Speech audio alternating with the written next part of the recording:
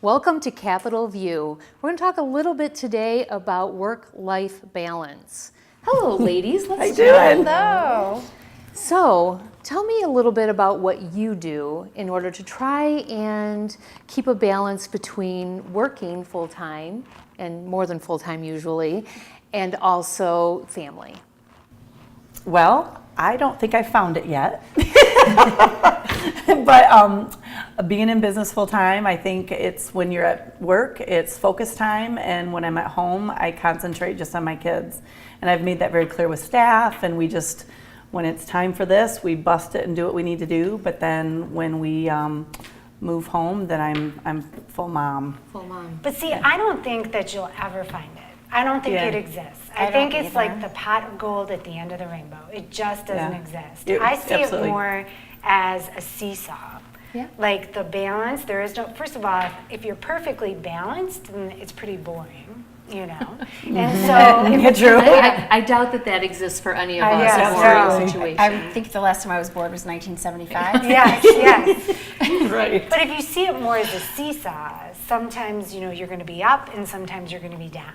And Absolutely. when you're up, you're learning. When you're down, you're learning. And so, you know. You know, I think too, when you look at work-life balance, it's a question of, well, is work and life actually a separate thing? Because I see what I do as a living part of my mission in life, so I feel like I'm not trying to balance one of the other. It's really an integration of the two. So for me, I agree with the seesaw approach that, you know, I don't think they're two separate things, though. I think that if you are leading kind of that purpose-driven life, then it all kind of melds together into your bigger purpose. And I think if you're doing the right thing in life, like you're saying, and you're doing your passion and you love what you do, it all just blends together anyway. I do think that, I mean, the reality is that we do get pulled, right? So there are those days when you don't know which way to go, and you have, you know, work priorities pulling at you, you have family priorities, and I mean, maybe you have something you need to do personally. How do you manage when it feels like you don't know which way to go? Family first. Family first? Always. You only live once, and life is very short, and you have to put in perspective what is important and what is your top interest in life, or what's going to give back to you too. And business is amazing, and all of us take all the time to do what we have to for it, but your family realizes it. And I don't think anyone, it's a saying that no one has ever said on their deathbed, I wish I would have worked more. You know, Right. it's I wish I would have spent more time with my kids. So family first, I would say.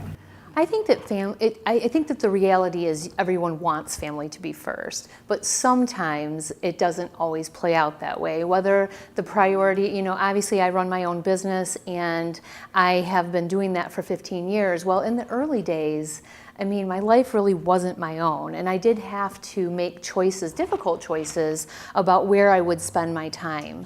And, you know, even though I would say that, you know, I want to make my family the top priority, I can remember times when my husband would call me at 10 p.m. and say, "Are you coming home tonight?" I'm like, "Oh my gosh, I can't believe it's already that late." Or, you know, I couldn't make it to the game, you know, on a Friday afternoon at 4 o'clock when, you know, people are trying to get there.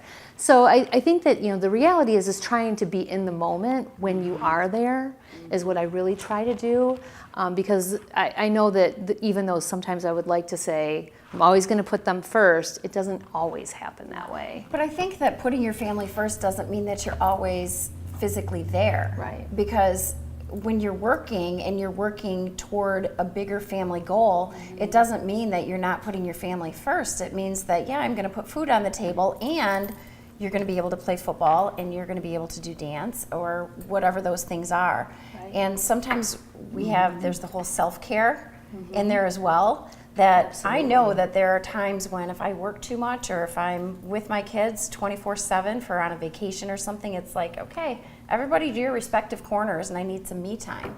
And I think that's where the balance comes in, is that you recognize when you need the me time, when your kids really need you, when you've got to hunker down and work, and it's a question of kind of listening to those signals. Absolutely. Definitely. I think another great point about the reality that our goal is to put family first, but you can't all the time.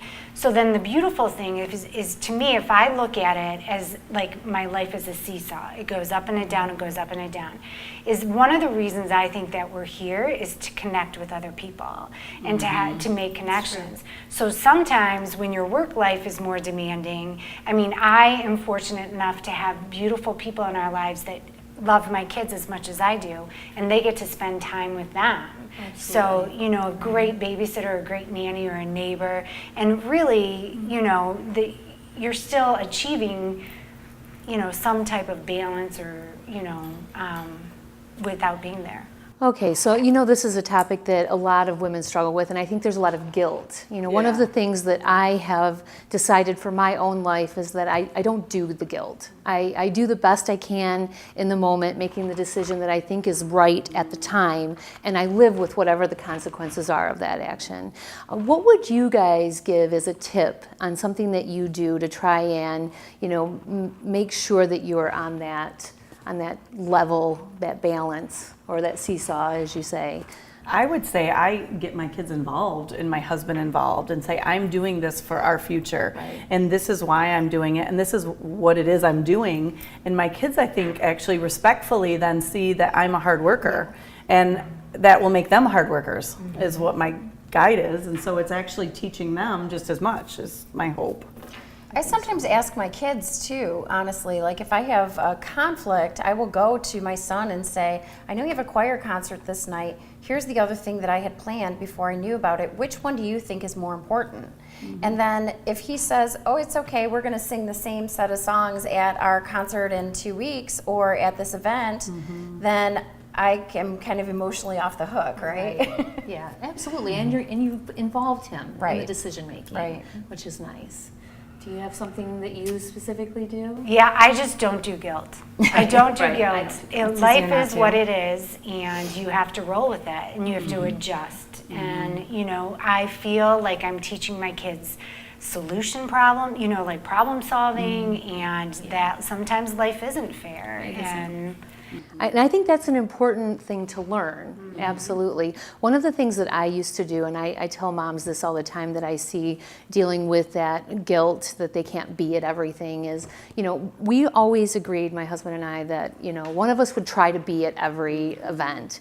And so if my son was at a football game or a basketball game and I couldn't be there, he would videotape it for me. And then my son and I would watch it later that night or over the weekend. And honestly, I think he liked that more because he got to say, okay, hey, wait, this is what's going to happen. And it was just something between us. And so I think that it was a really good way to, get those special moments when I couldn't actually be in the stands to see it firsthand. And it's so easy to do that these days. And right, technology has made it so much easier for us to, and of course now we have a bunch of those CDs that, he'll have, from all of his games, over the course of, his early lifetime. So I think that that's a really fun thing to do. And, I don't think that we can do everything with our kids.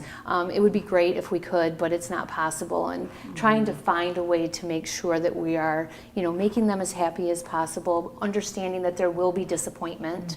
And, kids today really need to know that there is disappointment. If they don't get any of that, then when they are actually in the adult world, they are a lot more upset. I think there's also just a recognition that we don't have to do everything. We don't have to do all of it. I think, I don't know if it's just Americans or what that is, but before, when we were talking before about what we prioritize, it's kind of this structure that we've set up in our society that women play this traditional role, but then they're working full time and they think they have to do all of both instead of some of both. And I think it's that recognition of where's that balance for each individual person. Because some people like the work heavy, some people like the home heavy, some people like to kind of integrate it a little bit more. Well, that's great. Thank you so much, ladies. Earlier, we explored some interesting viewpoints. We're going to take a look at those when we return in just a moment.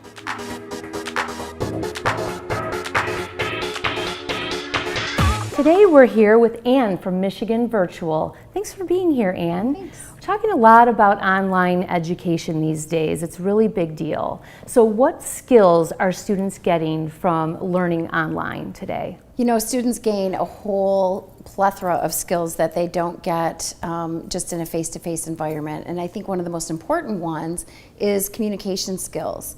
There's a very big difference in the way that people communicate online than they do face-to-face. I think we've all seen it where people are very comfortable kind of typing out an angry response and hitting send without thinking about the implications. So we have all these students who are digital natives. That's very true. So explain what a digital native means to you. A digital native is someone who's kind of grown up with a device in their hand. I know all of my kids have had technology since they were born.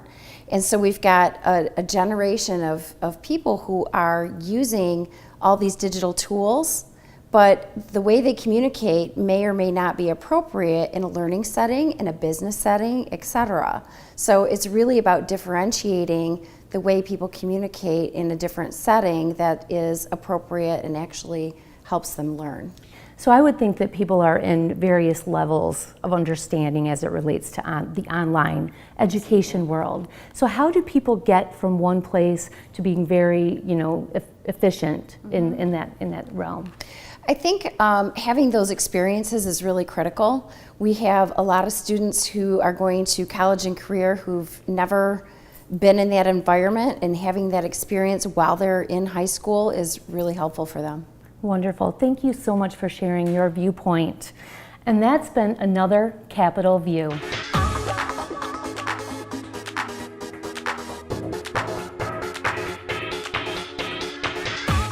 Today's view is with my friend and a serial entrepreneur, Molly. Thank you so much for being here. Thank you for having me. So tell me a little bit about all of the different businesses and opportunities that you're involved in today. Well, it's very diverse. I believe in diversification, and that is what I have done. Good for you. Thank you. So what you might call my main business is I actually own a lockbox, which is if you were to have a payment, you send in a payment Yes, to I a hate doing PO that, box. but I do it. I am the PO box. Okay. So we process paper, we process electronic payments. Yes, we're headquartered out of Lansing with the Detroit and Indianapolis operation. Wow.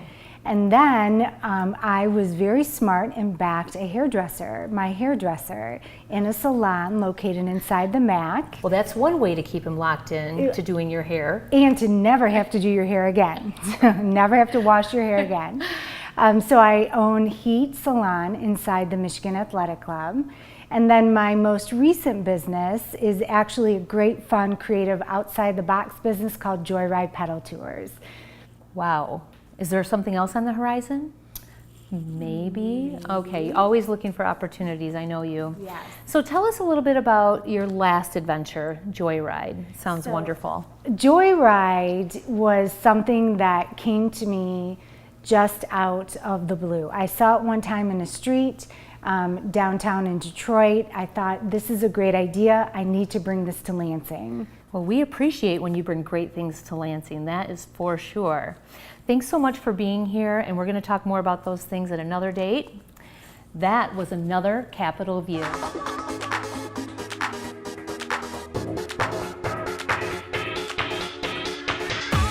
Today's view is with Another Look Hair Institute, and she has pretty exciting news. Thank you so much for being here. Thank you. So I heard that you opened your second location in our market. We are ecstatic. Yeah, it's going to be amazing for the patients of the Lansing or Mid-Michigan community. We joined in with the Herbert Herman Cancer Center, and we're on the first floor there.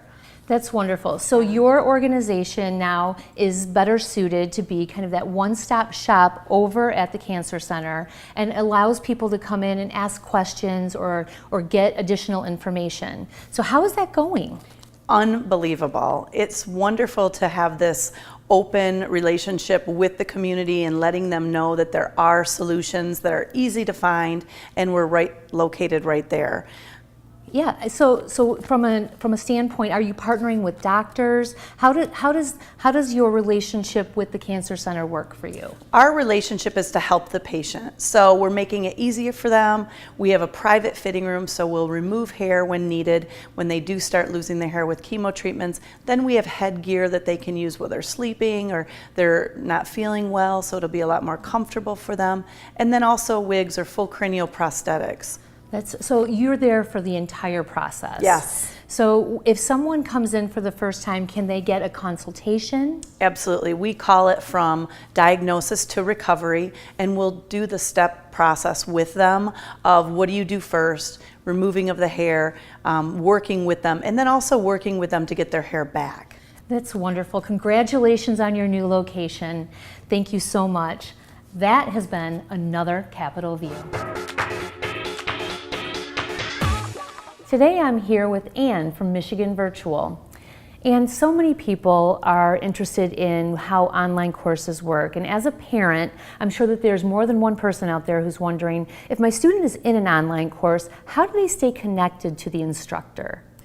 You know, it really varies across the board. I know that in our courses at Michigan Virtual, students have a myriad of ways to stay in touch with their instructor.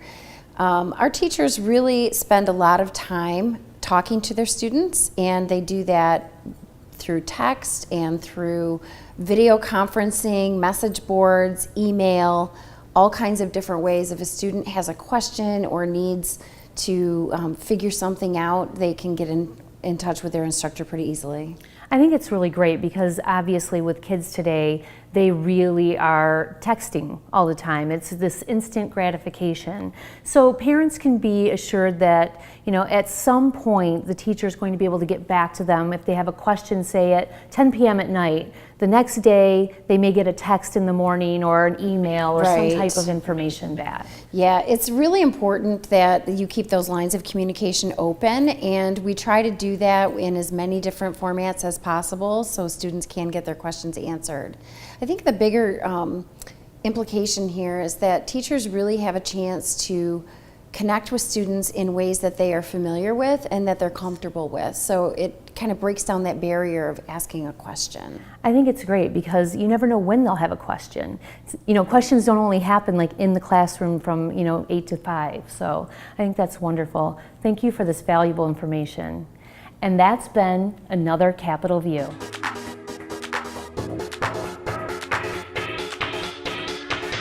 Today's view is with Joyride Pedal Pubs.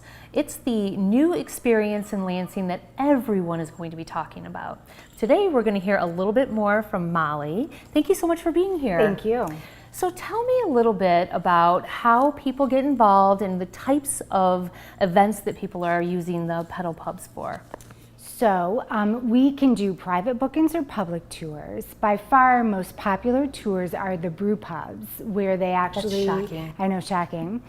We do actually have quite a bit more foodie tours, where we work with local restaurants and do a food tour for people, and they stop and have little bites. But our also most rising one is corporate team building. We have corporations that are renting our bikes. We have multiple bikes. They are renting our bikes and doing team building events with their teams. And it's actually quite competitive. I would imagine. Do they have to go up steep hills and make things like that happen? Or? Well, you could do an Olympic. We have sort of an Olympic one where you get on the bike, you stop at a park, and you have to do some challenges. But I would say our most popular one is the scavenger hunt. So they have to use clues like, do you know Lansing's oldest bar? And so they have to figure it out, and they have to go there, and then they get more clues.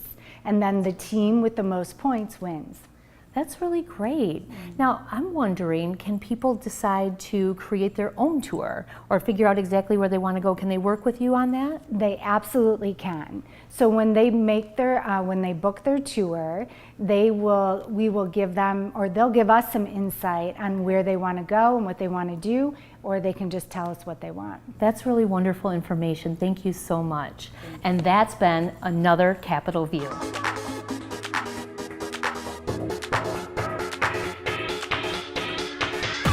Today's view is with Another Look Hair Institute. Thank you so much for being here, Lori. I know that you see a lot of different patients coming in and they're dealing with some hair loss. And one of the things that I wanted to talk to you about, I have a friend who has alopecia. Tell people a little bit about what that is and how you help them. Absolutely. Alopecia is something that people really don't know a lot about. It can affect both men, women, and children, obviously, and if they are diagnosed under the age of 18, it is known as hereditary. Otherwise, alopecia as a whole is an autoimmune disorder. It can affect people both common just spots, which is alopecia areata. There is also alopecia totalis, which is their whole head of loss, and there's also alopecia universalis, which is the entire body of hair loss. So interesting. So is this sometimes brought on by stress? How do people know when to get checked for that? If they're noticing any form of spots, either on their head, in their eyebrow, or their hair's not growing well, this could be an autoimmune disorder. Stress brings it on. Unfortunately, we're feeling that the environmental things in our foods and that we're noticing and living with is become an awful part of it as well. So how do you help people with alopecia? Depending on the degree of alopecia that they have, we have multiple different pieces, accents, additions that we can cover it so they don't have to deal with those spots. But they should get in touch with you, definitely. Absolutely. Thank you so much, Lori. I really appreciate it. And that's been another Capitol View.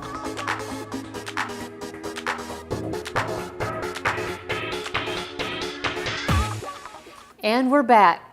I hope you enjoyed those viewpoints. I know I did. You know what I find interesting? Technology. It's a love-hate situation. Let's talk about it. I mean, honestly, technology has made our lives so much easier in some respects and sometimes more difficult. So how do you guys feel about technology at home, technology in business? What is your thought process? So I definitely have the love-hate. So I own multiple businesses, and so owning multiple businesses, technology is a love because we're able to stay connected. Sure. We have an office here, an office in Detroit, an office in Indianapolis, and everyone's connected through technology, and it makes running a business so much easier. Like the hair salon, we can confirm and send out text messages for appointments. It's the best thing ever. Yeah, and it's automated. And you don't have to hire someone, which saves, money and resources. So I love that aspect. From a personal standpoint, I hate it. I hate that my children are, like this, and I have to limit it, and there's, it's nice to be able to text them or call them to say, are you home from school? In that aspect, it's nice, but... There's an app for that. No, there is? Yes, you can connect their devices and it will actually know send where you they're at alert all the when they time. walk into your home because it's GPS connected. Oh my We'll give it to you. gosh. Oh yeah, for See? sure. See, It I could learned make your something life today. easier. You So would love much it, easier. right? You wouldn't have to Yes. actually take the time to text them. Yes, but I feel bad for them because I feel like they're missing out. Like we used to, you wanted to talk to your friend Sally, you rode your bike to her house and you guys chatted, and that's now different. they're just like this on their bed. I think the connectivity piece of it is a real problem for our young people. I'm not sure that I would ever have conversation with my 20 and my 25-year-old if I didn't have texting available to me. So I think that that's difficult, and they don't like to be on the phone, so they are losing that art of communication. I don't like to be on the phone. Well, and I was going to say that about you too. I don't. You're losing the art of communication. No, I think that it's for you though. You had the art of communication prior to that, so I do think that our younger people are going to struggle a little bit as it relates to having that face-to-face conversation in the years to come. I think there's a lot of different forms of communication that they have to be versed in that they didn't used to have to be versed in. Right. So because we have instant messaging, because we have social media and texting, how many times has anyone at this table ever misinterpreted a text? Absolutely. Of course. So it's a different type of communication. So it's about kind of that digital literacy, right? Right. And literacy in more forms of communication. Well, I think that too, like even going to websites, websites weren't around when we first all started business. And now it gives, for my business, for instance, being hair restoration, seeing so many things up front before they even have to come in gives you so much knowledge and information and makes people feel so much more comfortable. And then scheduling online, everyone's able to do these things whenever they want. Right. They could do it at 3 in the morning or 3 in the afternoon or whatever. So I think creating flexibility is the lifestyle that we're kind of going into now, where it makes things a lot easier and connecting. It does make us work all the time, though. I think that I do think that it's great that you can do things at what's convenient for you, right? 7 o'clock, 8 o'clock. It's if you want to. You have to have that discipline, I guess, to turn it off. So, for That's my instance, problem. well, I don't have my work emails do not show up as notifications on my phone. I have to actually go into it and check it. I know it's amazing. But when I think about the convenience and flexibility, I think about, online education. For one, our business has teachers all over the state of Michigan, Right. and we have students all over the state of Michigan, and that provides a convenience and access to education that they would not otherwise have. Absolutely. So it's, in that sense, it's really great, but it's learning the discipline of when to turn it off. Right. So when I need a total technology detox, go on a cruise. Go to another country.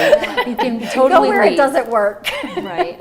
No, I think that's true. You do. I think it's true that you have to be able to limit yourself. I have a hard time with that. I'm always, I think I'm addicted. There they is say an that addiction they, now. I They've look at considered it that. first thing in the morning. I look at it late at night. I'm constantly connected to my email and my phone, and I'm always on. It feels like. So I only, if I'm on a cruise, get out of my. It's the discipline though, but there are weekends when I know that I need to just kind of calm down and refocus and focus on my family, and I will turn it off and put it in a different room. It doesn't happen very often, Right. but it does happen where I'm just like, yeah, I'm not available. Well, yeah, I think that technology is great. It can be a love-hate situation. I'm going to try really hard to be like Anne and turn things off. And I want to go on a cruise. Yes. Thanks for joining us today. I hope you've enjoyed another episode of Capital View. I know we've had a great time. If you're out and around town, please stop by and pick up an issue of Capital Area Women's Lifestyle magazine. Have a great day.